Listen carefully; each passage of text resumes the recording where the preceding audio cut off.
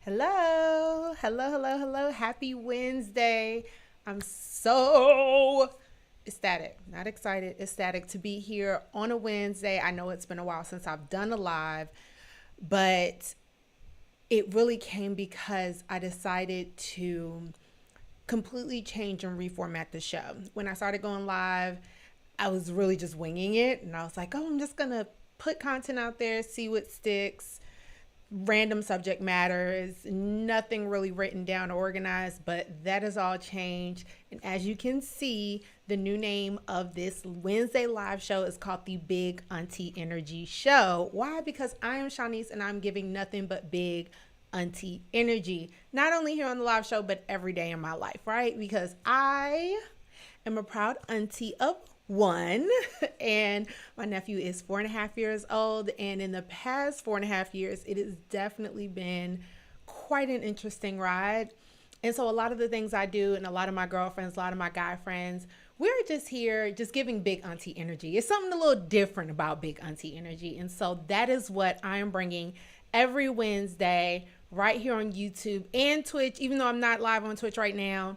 But I'm really, really excited. And I want to say hi to Alicia for checking me out today. Hello, hello, hello. And to anyone else who is following and listening on YouTube.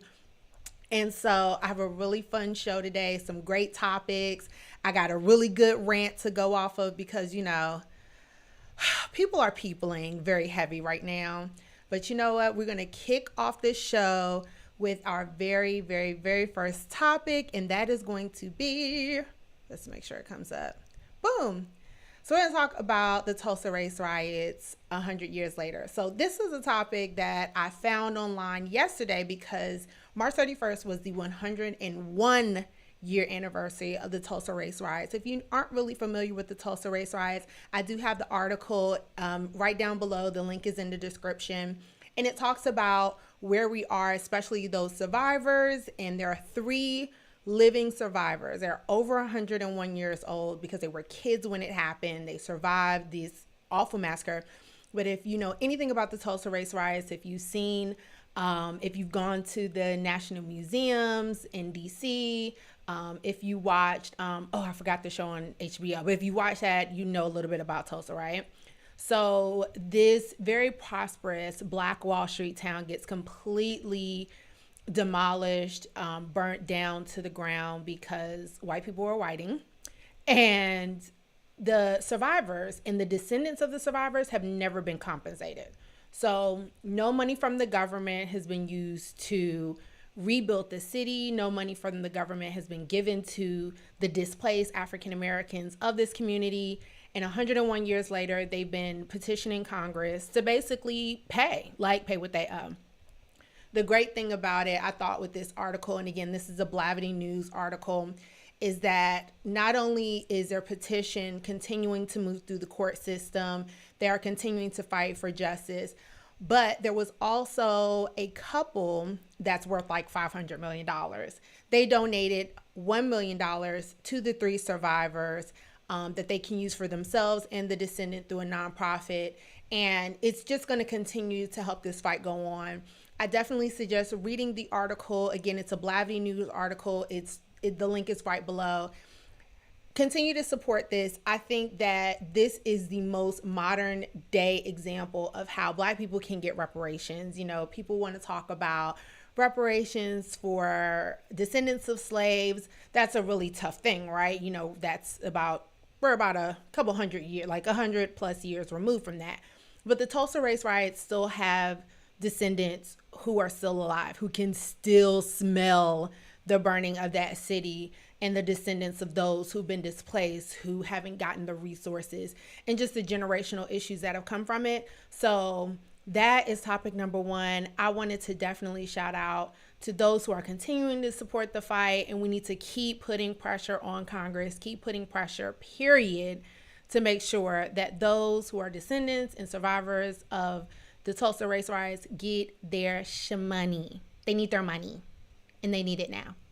So that's the first topic. The next one, we are going to talk about my favorite girl, Miss Cardi B. So over the weekend, Cardi B she was vacationing with her boo and some friends, and she was going live reporting the fact that a yacht had ran into some rocks and was sinking right outside of her villa. And I'm pretty sure this was like this beautiful villa. You could see like the infinity pool and, Cardi being sexy, being fine on the beach.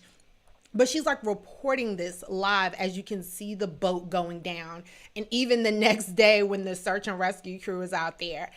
And it is absolutely pure gold. You can go on Instagram. If you are on Instagram and you are not following Cardi B, you absolutely should. When she goes live and does videos, it is nothing but pure comedy. But Cardi was giving big Bronx energy. If you are from the New York area or know New Yorkers, you know what I'm talking about. Like, Cardi is giving you the play-by-play in true Cardi fashion. I totally lived for it. It was the funniest shit I've ever seen. Especially because she's like narrating the fact that the ship is going down, and the fact that she was like the next day when she had the reporter, the divers were out there. She was like, "Oh yeah, that boat is gone. SpongeBob is out here selling it in bikini bottoms." Like, I literally live for Cardi. It's the funniest thing. If you can go on Instagram, or I'm pretty sure like the Shade Room, they probably have the reposted video. Go find it. It is absolutely hilarious. And I personally believe Cardi should report the news more often. I don't know if MSNBC or CNN, if they have some openings, but give this Black girl a platform, or this Afro-Latina a platform. Cardi is absolutely hilarious. Everything she does turns into gold. She knows how to turn it on, turn it off, and give you character. I vote for Cardi B to report the news more often. I'd probably watch it more. So yeah, make sure you go online, check that out. Cardi is absolutely hilarious. But yeah, check out Cardi B. The next story, it's Pride Month. Happy Pride Month. It is June 1, the first day of Pride Month.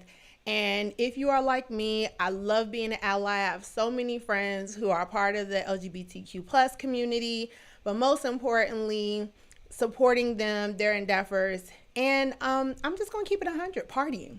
I'm from the DC area. DC has Black Pride, and Pride Month is always a big thing, but Black Pride weekend, like the blacks of the community, it's on another level. Now, I heard New York can give DC a run for its money because New York is obviously like 10 times bigger than DC. But Black Pride in DC, you are talking about parties on top of parties on top of parties. Everyone is outside, like outside before outside was a thing. And I was watching a really good friend of mine's video, and Saucy Santana was in DC showing out, twerking ass. And all I kept thinking was, I'm missing this. And I don't like missing a really good party. So if you are like me, missing any of that like wonderful Pride moment, make sure you find your local Black Pride weekend, whether it's, I know Atlanta has one, I think theirs in the fall. New York has one in the summer, which I heard is really, really cute. So I do need to make my way to New York. Of course, you can go out to LA, WeHo. There's always tons of stuff to do out there.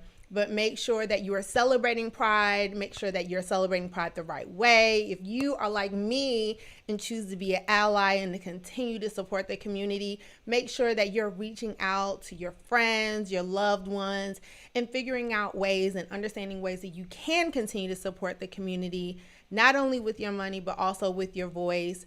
I look at it the same way as how we as Black people ask white people to be anti-racist. Like, it's about allyship, it's about understanding, it's about learning, a continuous learning, but most importantly, being able to celebrate your friends for who they are, which is the beautiful, amazing human beings that they are. So to all of my lovies who know who they are, sending nothing but love. Happy Pride Month. The next one, I'm going through these. We're getting through the hot topics because we got something. This is my fourth topic. I'm going to keep it short, but it's the NBA Finals. I'm pretty sure if you are into basketball, this is all that everyone is talking about is the NBA Finals. It is going to start tomorrow, Thursday, on ABC at 9 o'clock. It is the Celtics versus the Warriors. Now, I enjoy sports, love sports all the way down, but the NBA is boring to me sometimes, specifically during the regular season. It's entirely too many games. Most of those guys are just playing to play. There's generally no real passion in the sport until finals. I love the finals. The regular season, y'all can have that. You can have it. But the finals, I'm all in. I don't miss a game. That is when a lot of these guys are playing for it all. They are putting it on the line because you only have, 4 chances to take it, right? Otherwise, that's pretty much it. You go home. Nobody remembers the losers. Now, my unsolicited and unexperienced opinion, I have Boston in 7. I think they're going to go all 7 games. I think it's going to go down to the very last one. Boston and the Warriors. I have Boston winning in 7, and it is because of one thing and one thing only. I think Boston plays tougher. I think Boston plays a little tougher than Golden State outside of Draymond Green. None of the other guys on the Warriors team, in my opinion, plays tough defense, and I think Boston does. I think Boston's just going to bully the Warriors. I think it'll be a little back and forth, but for the most part, I have Boston in 7. But again, I am no expert, and all the experts are saying that Golden State's going to win it in 5 or win it in 6. I say Boston in 7. If I'm right, y'all could just send me money because I'm really smart, and why not support somebody who can clearly see the future? But make sure you're checking out the NBA Finals. I'll probably do little recaps and updates, but for the most part, I think it'll be a really great and entertaining game. And now to our last hot topic, which many of you have probably started to see on Instagram. And if you're following me on Instagram, I've been posting about this, which is Hoochie Daddy season.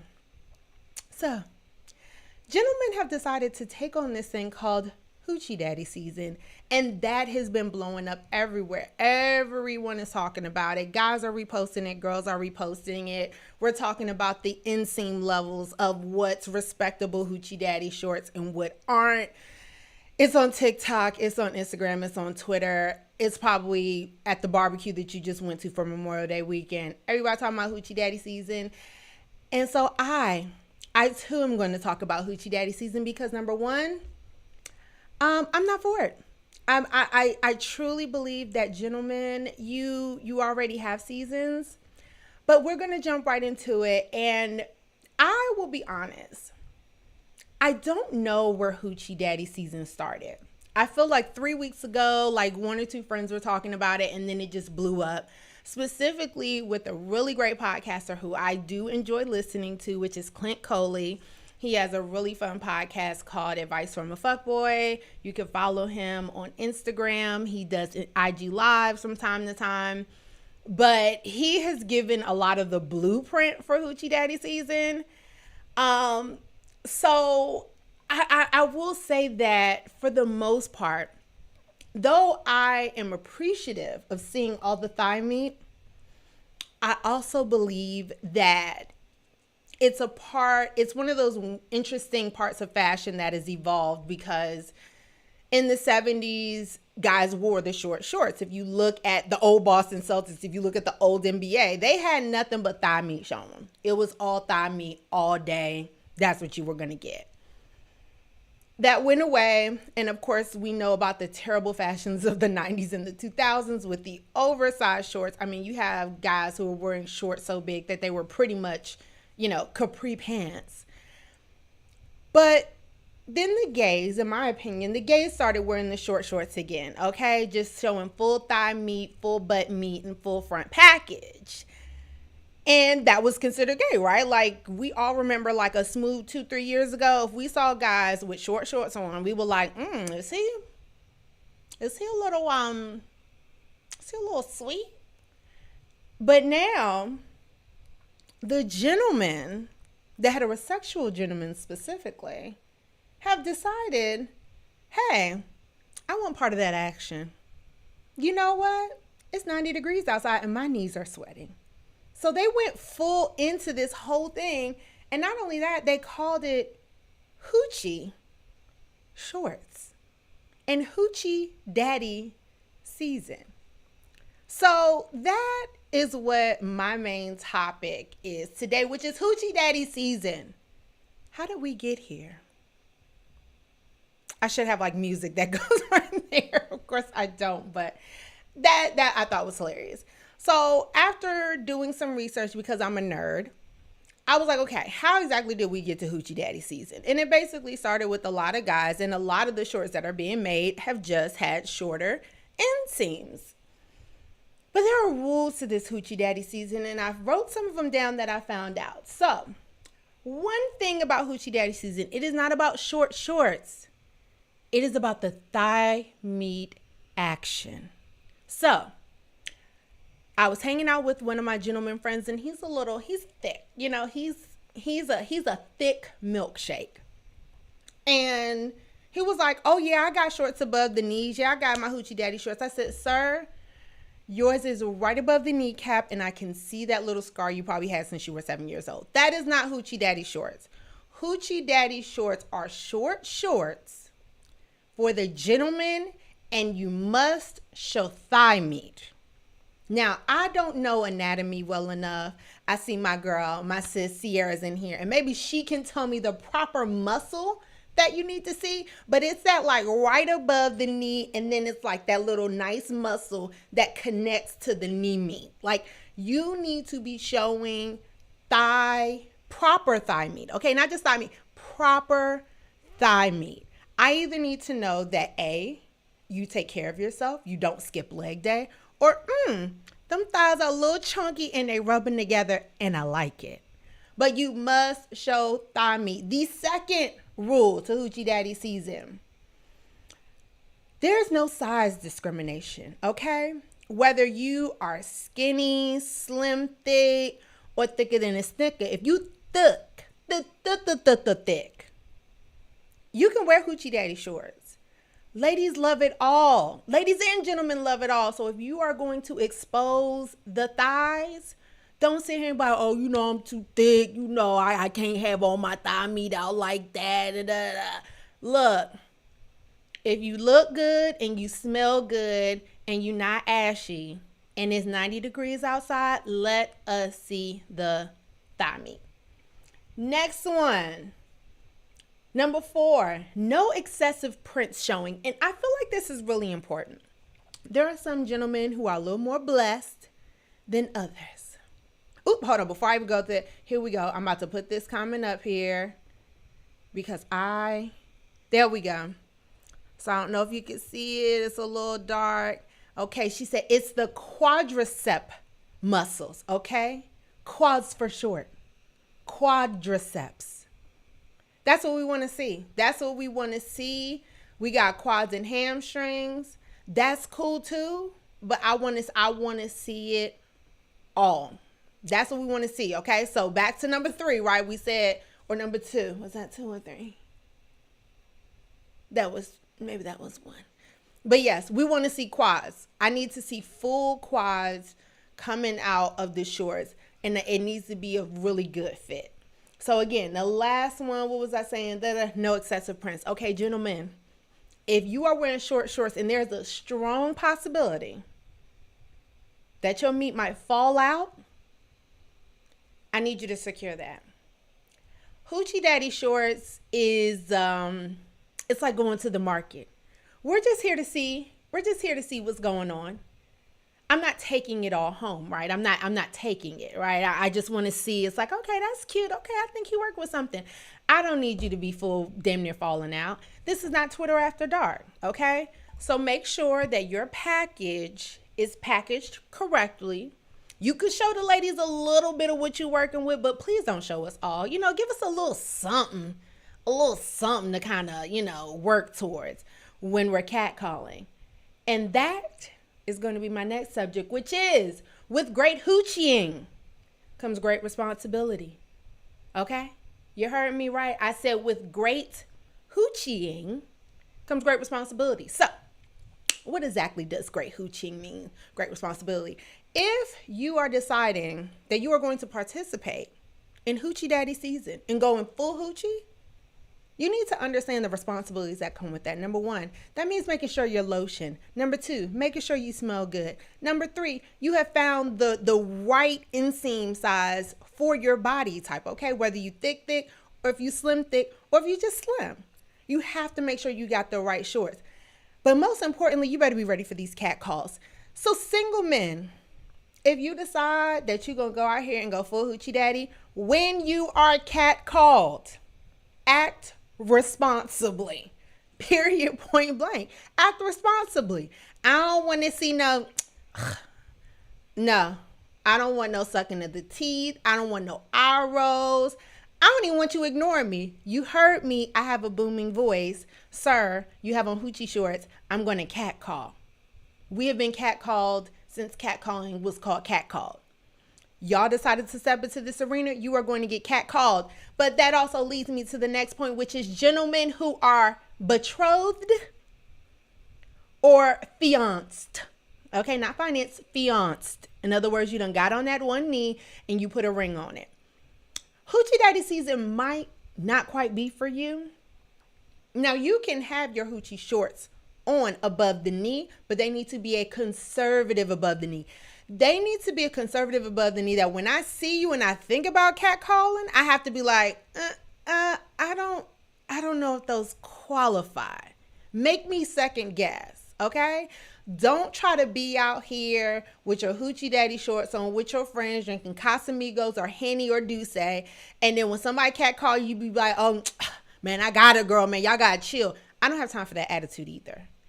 Don't come outside. Do not try to participate in Hoochie Daddy season if you are not ready to be cat called. We are giving you fair warning. There are other attires that you can wear. And again, you can keep your hoochie shorts conservative, which is the right above the knee area.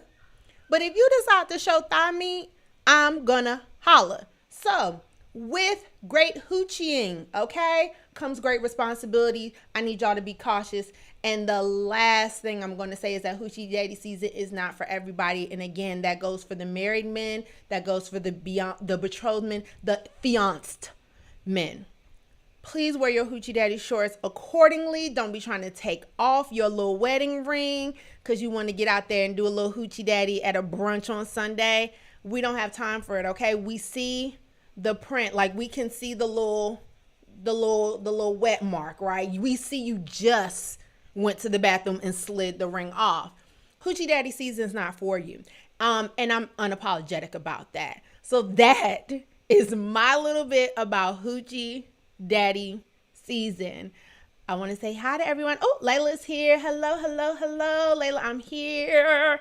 So we are going to go to our next subject, which generally in this part of the show is when I would bring some of my friends on and we would talk about a different subject matter. So like today, I would bring a friend on and we would talk about Hoochie Daddy season, our thoughts about it, maybe get a guy's take on it.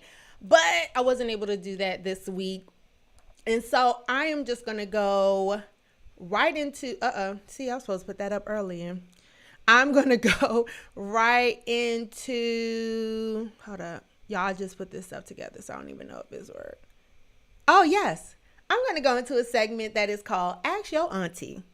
So part of the Big Auntie Energy show is that I am giving, of course, I'm going to be giving advice to people who may who may message in or email me or conversations that I generally have with other people. And the first one I have for auntie advice, which I gave earlier this week, is I had a young lady who was in her mid-20s, which of course made me feel like super old and super auntie. But she's in her mid-20s and she is having issues with dating. So if you know anything about me, I have a great podcast. It's called Dating Over 30 Sucks. You can find it on any platform where you listen to podcasts. And I talk primarily to a lot of my friends and have conversations about dating once you're over the age of 30, because that's a totally different monster. But this young lady was talking to me and she was sharing with me her dating experiences, specifically how men are wild creepy nowadays. Similar to what guys are saying, like women over 30, when you go on a date with them by date 3, they want to know if you get married or not. Like very upfront. She's saying that guys, even in their 20, are asking that, and she's trying to date for fun. And she asked my advice. She was like, what exactly should I do? Because a lot of these dudes are creepy. Should I just stop dating altogether? Or should I, like, how do I date casually? Is it even worth it? Because she has run across dudes who are asking her about marriage on the first date, asking her about how many kids she wants. Even some guys who are even openly talking about some of their fetishes, and the dude literally put her feet in his mouth on the first date. I said, well, damn. I said, well, I'm going to tell you this. Dating over 30 does not get better. And this is my just unsolicited auntie advice. Dating over 30 does not get better. But you do get wiser with time. In your mid-20s, if you are listening and you are in your mid-20s and you want to date, but you want to date casually, lean fully into that. Do not rush marriage. Do not rush having kids and all of those great things, because I'm going to tell you, number one, whole phase in your 20s is golden. Number two, dating in your 20s, getting free meals, free drinks, getting flued out. I don't know if we still use that term, because that could be a big auntie term right now. But getting flued out, that is where it's at when you're in your 20s. I, in no way, shape, or form in my 20s was thinking about marriage. I wasn't. Though I had some friends who were getting married. I had friends, a few friends who had kids. When you are in your 20s and you are dating and these guys are talking about marriage, tell them to kick boulders, not rocks, kick boulders. It needs to take more time for them to just get out of your way. Enjoy your 20s. There is nothing like your 20s. That is the most freeing time, in my personal opinion, that you can have, because you can be broke in your 20s and it's still okay. You can be broke and cute. You can't be broke and cute in your 30s.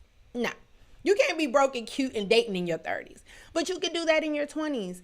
So I told this young lady, I said, girl, even though these dudes are creeps, girl, get your meal, get your flight, and always have a little extra money in case he act a little funny and you can get back home. Don't ever be stuck nowhere. But get your meals, get your flights, get your drink, have a good time, and bounce out. It is not worth it in your 20s to be worried about foolish dudes who are trying to tie you down and have you barefoot and pregnant. If that's what you want, then that's cool. But other than that, I told sis, I said, girl, let them go. And now the second actual auntie advice that I'm giving, and the details are actually in the link below. I was on a really great podcast last week called Drinks and Discussions with my homeboy King Bach and Naeem. You can, again, follow their podcast in the link below. And they had a take, these two gentlemen had a take on a young man who also was in his 20s, who was asking advice about being monogamous. He said that for the past 8 years, so since he was 18 and lost his virginity to being 22, he has been straight hoeing, and he owns it. He's like, I've been hoeing since I was 18, but I met this girl, I really like her, and it's time for me to settle down. Now, I generally don't get into gentleman advice because guys give advice that just don't make no damn sense. And guys give advice that, as a woman, it just doesn't compute. I'm literally just like, what the hell are you talking about? But that's okay, because I've come to the realization in my old auntie age that there are some things that dudes talk about that is just not meant for me to understand, right? I'm like, it is what I like to call dude logic, and dude logic doesn't always compute. But the advice that this young man was given was, hey, you need better game. You need to know how to fuck these girls better. So, yeah, get that together. Don't go out and decide to be monogamous. That is the dumbest thing I've ever heard. To the young men out there, so I'm giving auntie advice to the young ladies. I'm giving auntie advice to the young men. It is okay if you are deciding that, hey, I was out here just slanging dick and giving dick to absolutely anyone, and now it's time for me to chill out. There's nothing wrong with that. What my advice would be is not to jump into a relationship and jump into a monogamous relationship, but to spend time on you. You need to understand what monogamy means. You need to understand how monogamy works for your lifestyle, because monogamy is a lifestyle. Just like hoeing is a lifestyle, monogamy is a lifestyle. You have to decide, what exactly is monogamy to me? How does that work with how I live my life? How does that work with my friend group? It's going to be hard for you to be monogamous if all your homeboys are still out here hoeing. It's just going to be hard because you're going to have your Hoochie Daddy shorts on. See, I brought it all back. And you're going to get catcalled and you're going to succumb to the predators out there, i.e. ladies like me.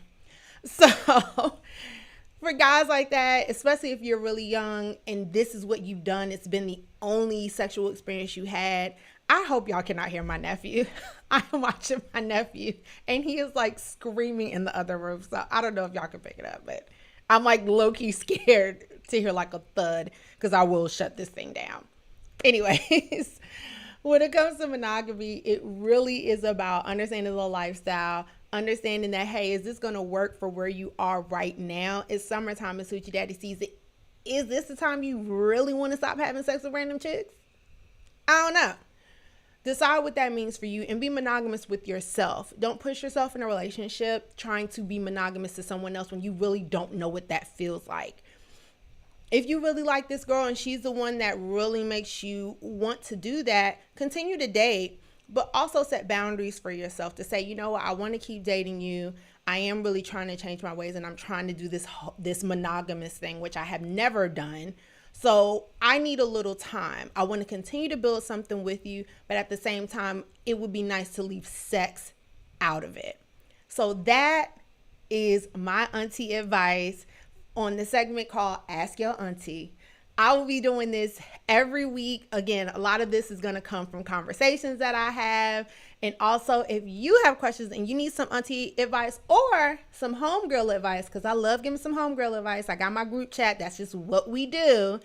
Make sure that you put those questions here or put them in the comments. And we'll do this every Wednesday. I am like getting through this, y'all. So one part of this amazing show and the layout of this show is going to be called a Black Woman Moment. A Black Woman Moment is going to be a quick little rant that I have because there's something that happened in Black culture that has really pissed me off, and I just feel like I just need a Black Woman Moment. This week's Black Woman Moment comes to you through the anger and think pieces in TED Talks that have been going on about Juneteenth. So many of us know exactly what Juneteenth is. If you don't know what Juneteenth is, it is a very quick Google search. The history of Juneteenth has been talked about for really a lot more in the past 5 years. There was a Blackish episode about Juneteenth that I actually thought was pretty good. Again, you can go to any museum, again, a Google, a Wikipedia, and you can learn about Juneteenth. Juneteenth, in recent years, a lot of Black people have been pushing to be able to celebrate Juneteenth the same way that we celebrate the 4th of July, which is being able to have it as a federal holiday, a federally recognized holiday, and that we can have that time off and not have to use PTO. In my former job, I did the same thing. 2 years ago, I sent HR an article and I sent them this long email about the importance of Juneteenth and why Juneteenth not only should be recognized as a holiday, but that we should not have to use our PTO or our sick leave to take Juneteenth off to celebrate the freeing of slaves, or when all slaves realized and found out that they were free. My HR department said, we 100% agree. I think it's partially because I was one of a handful of Black people and they didn't want those problems. And at the time, 2 years ago, was around the time that the George Floyd and the Breonna Taylor incident happened. So I just think they weren't really trying to ruffle any Negro feathers. And lo and behold, a little less than a year later, we had a whole new leave policy and a federal holiday policy, one of which Juneteenth was added on there. Me, like many of my other fellow Black people, we love to celebrate Juneteenth, and many of us are starting to embrace the celebration of Juneteenth. And so should stores. So these think pieces started to come about because Walmart decided to put out Juneteenth decorations and a Juneteenth ice cream. and black people had a fit. Now, the ice cream thing, totally valid. There's a black woman. The company is called Creamalicious. I have the link in the bio to learn more about Creamalicious and how you can support Creamalicious. Is a black-owned ice cream company, and they had the exact same ice cream flavor, which is red velvet, and you know Negroes love some red velvet. Personally, I don't care for it. It's literally red chocolate cake, but blacks love it. She has this Juneteenth. She has a red velvet ice cream. Walmarted, and black people were upset about it. That's okay, because screw Walmart, support black. But decor, I need y'all to chill out. There is nowhere where I can get Juneteenth celebratory plates, napkins, forks, knives, streamers. Nowhere. If we're going to make it a federal and national holiday, it should get the same celebration as St. Patrick's Day, and all y'all be celebrating St. Patrick's Day and drinking that nasty green beer, knowing good and well y'all don't got not near bit of Irish blood in you. The same way that we celebrate Cinco de Mayo. Cinco de Mayo, I don't even think it's a real holiday. I think it's literally just a made up something that we decided to do in America just so we can drink and have tacos for like 5 cents. But we celebrate Cinco de Mayo. We celebrate St. Patrick's Day. We celebrate Valentine's Day. All of these things, some of these are pagan holidays. We don't even know the background of it. But now we have Juneteenth, a holiday that's being federally recognized. We're now getting time off for it. And y'all are pissed because Walmart or Dollar Tree want to have some decorations. I need the decorations, okay? I want to be able to have a Juneteenth party and have some Juneteenth balloons and have a Juneteenth streamer and have Juneteenth plates for my black and my white ally friends while we celebrate at a Juneteenth cookout. Please stop making everything more than what it is. Juneteenth is a celebration. Juneteenth is not a time when we mourn what happened. We know what happened with slavery. This is a celebration of freedom. If you can support black colleges and buy their Juneteenth shirt, which is a black-owned company. I have a Juneteenth shirt from them the first year that they did it 2 years ago, and I have no problem supporting black-owned businesses that have it. But if Walmart got them plates for $20 to $25 in a pack for $2, I'm going to get them plates. And that is not saying that I don't support black businesses. Again, I'm going to get me some Creamalicious, and I'm going to be around black people supporting and celebrating Juneteenth. But I need the think pieces to stop, especially the misguided ones that are saying that these are white corporations trying to profit off black people. That's America every day. That's America every day. Now, do I think Walmart does it the wrong way? Of course they do. Target, I think, does a great job of it because, Target. But I really need people to chill out with all the Juneteenth hate. It's really doing the most. And that is my black woman rant. Everyone, I appreciate y'all coming. This is my first live show of this new thing that I'm doing called the Big Auntie Energy Show. It really took a lot in me to come up and develop this show, to develop episodes every Wednesday. It's only going to get bigger and better from here. I have some great friends who are experts in their field who are going to be coming onto this show. So it is not just going to be me just rambling off. I currently use Ecamm Live, which is not really great. So I'm changing platforms. And again, shout outs to the guys at Drinks and Discussion who let me hang out with them. And they showed me how they do their live show, which is absolutely awesome. So I am upgrading everything that I'm doing. I'm doing these cute little overlays, but most importantly, I would love the support to like and subscribe to my channel. It is called the Big Auntie Energy Show. You can, sorry y'all, I had all this water. I'm just burping all over the place. So again, subscribe to my channel. You can also find me on Instagram, and that is the Big Auntie Energy Show, all one word. And I'm also on Twitter. I am doing my best to tweet more. And on Twitter, I am at @the_BAE for Big Auntie Energy _show. That is where I will be probably doing mini rants. I'll probably start doing some mini rants on IG because there was some stuff that came up this like literally yesterday. And I'm like, I already have the show set. I'm not going to change it. But that's just life. And so I really, really, really, really, really am excited about putting this show together. So make sure that you continue to support. Make sure you tell a friend and tell a friend to tell their auntie to come check out the show every Wednesday. Right now I'm doing it at 7, but I will be honest, I'm going to start pushing this back a little later because I have friends on the West Coast who are not able to check this out because they are still at work. This is still kind of the end of the day for them.